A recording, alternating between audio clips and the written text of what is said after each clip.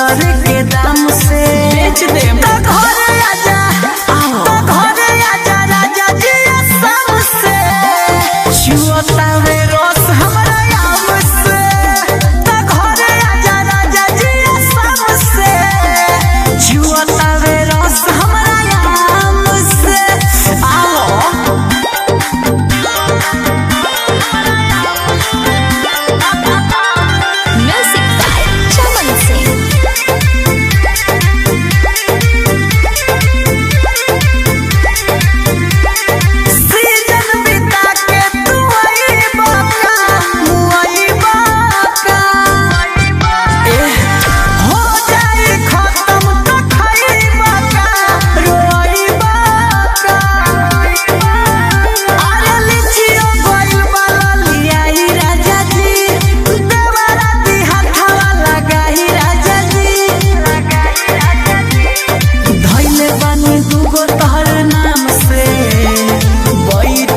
खई हो आराम से।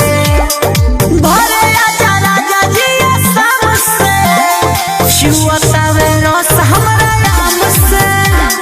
घरे आजा राजा जी सब से छुअता वे रस हमरा आम से।